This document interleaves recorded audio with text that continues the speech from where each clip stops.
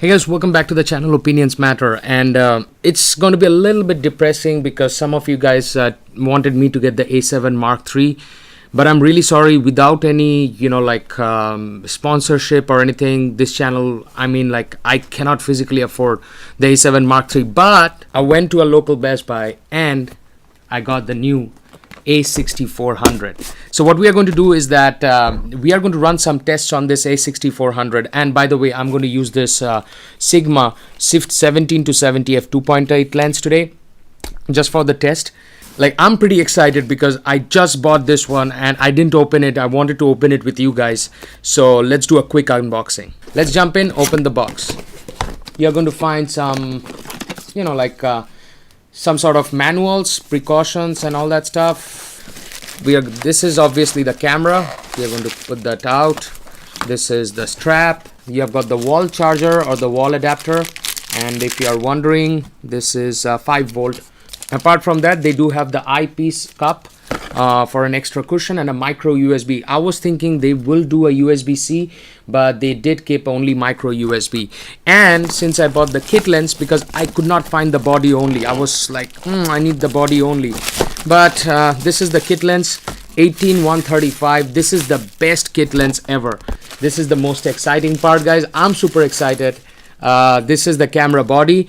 On a very easy perspective, I would say it feels very, very similar to an a6300, but your screen can now swivel.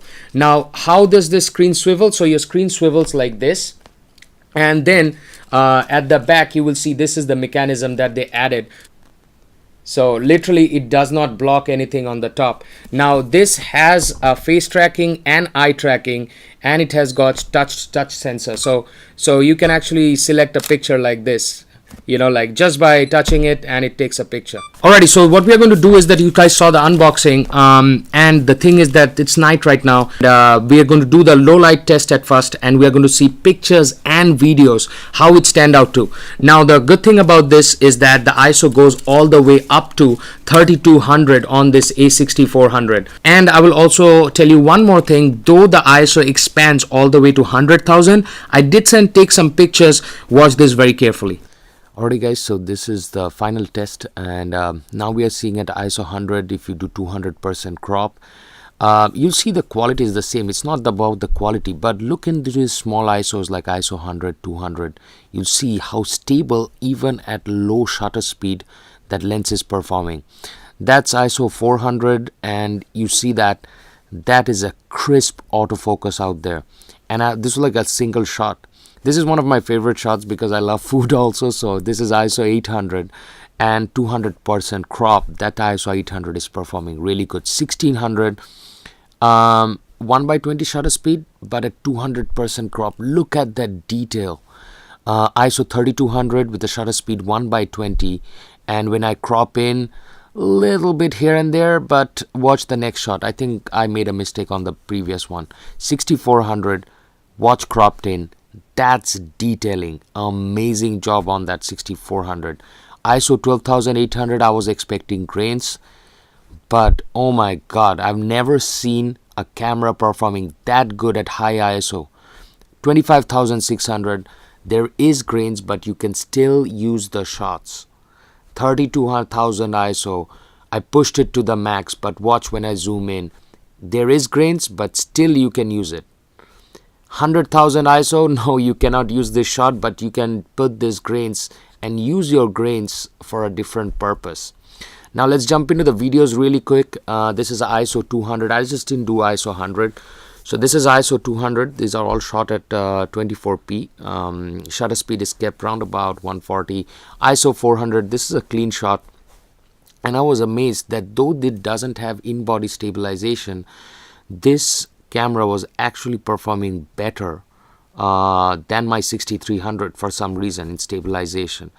ISO 640, I was expecting, nothing big, I've seen the 6300. ISO 800, no difference between 63 and 64, to be very frank. I didn't notice any change. If you guys notice any change, let me know.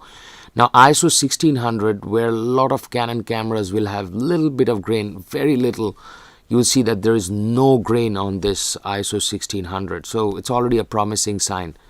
3200, again, I was amazed again that this actually performs better than the Canon M50. 6400, I was expecting grains, but look at this 64. This is the cleanest 6400 ISO I've ever seen. Now 12800, yes, it gets a little bit tricky, and you will be seeing that there's a little bit of grains here and there, but still usable shot, just usable. 32,000 ISO, I was thinking, because I skipped the 25, I was like, let's do the max. This is 32,000 ISO.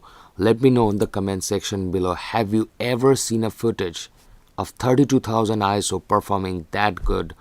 So let me know down in the comments below. Just came back a few moments by doing the low light test and everything. This camera is freaking crazy amazing. I don't know whether that's a term or not, but this camera is a low light beast in APS-C. Except for Fuji X-T3, because Fuji X-T3 is on another level. Autofocusing is fast, performs amazing in low light, because that is very important for us to perform good in low light.